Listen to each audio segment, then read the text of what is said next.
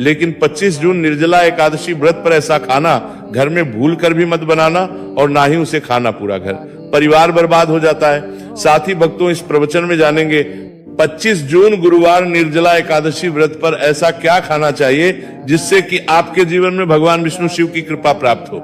साथ ही दूसरी बात, एकादशी के दिन चावल का सेवन नहीं करना चाहिए, क्योंकि धार्मिक मान्यताओं के अनुसार चावल की उत्पत्ति भगवान विष्णु के रोम से मानी जाती है। साथ ही इस दिन बैंगन का सेवन भी वर्जित होता है। तीसरी बात, चावल का सेवन इस दिन नहीं करना चाहिए।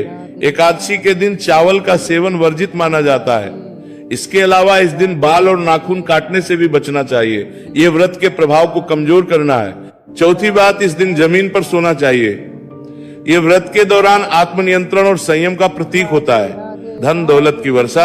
जी हाँ भक्तों, ये ज्येष्ठ मास की दूसरी एकादशी पूरे के पूरे 101 वर्षों के बाद दुर्लभ संयोग में पड़ने जा रही है, क्योंकि एकादशी भगवान विष्णु जी के सबसे प्रिय दिन गुरुवार के दिन आ रही है। तो ऐसे इस एकादशी का महत्व भी बहुत अधिक बढ़ जाता है। और भक्तों 25 जून निर्जला एकादशी व्रत के दिन भले ही कुछ मत खाना, लेकिन ये एक चीज जरूर खा लेना, भगवान विष्णु जी और माता लक्ष्मी की कृपा से आपके घर में इतना पैसा आएगा कि संभाल नहीं पाओगे। इसके साथ ही भक्तों, इस व्रत को करने से 100 राजसूर्य यज्ञ और 1000 यज्ञ के फल के समान पुण्य प्राप्त होता है। साथ ही भक्तों हम आपको ये भी बताएंगे कि चाहे कुछ भी हो जाए, अपने हृदय में देखा है, हम कभी रोए नहीं। संन्यास मार्ग में जब थे तो कठोर से कठोर वचन सुनकर, गर्मी सर्दी सब ऐसे सहकर, भूख प्यास सब सहकर, कभी हमें रुदन नहीं आया। क्यों?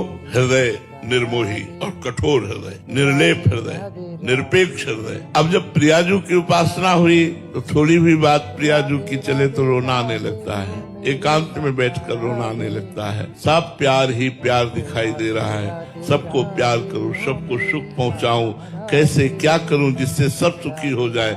तो जो हम जिस इष्ट की आराधना करते हैं उस इष्ट के गुण अंश में रूप में उपासक के हृदय में प्रकाशित हो जाते हैं। जो राधा रमण जी देख रहे हैं, श्री गोपाल भट्ट के प्राण प्यारे शालिग्राम जी की छवि से राधा रमण जी प्रकट है। शालिग्राम जी की एक उस समय भक्त धनी आया, जहां जहां बड़े बड़े संत, तो वहां जाता और कहता हमें आपके ठाकुर जी को आभूषण और पोशाक पहनाने की इच्छा है। जिनके ठाकुर जी होते वो दर्शन करा देते, वो उसी हिसाब से पोशाक और आभूषण वो देते।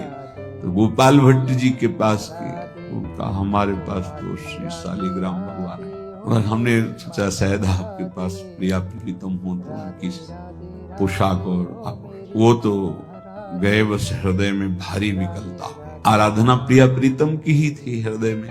प्रातः काल देखा तो जहाँ शालिग्राम वहां राधा रमण जी महाराज, इस स्वयंभू यही वृंदावन में प्रगट ठाकुर है श्री राधा रमण जी। धार्मिक वीडियो देखने के लिए हमारे चैनल को लाइक और फॉलो जरूर करें। धन्यवाद दोस्तों।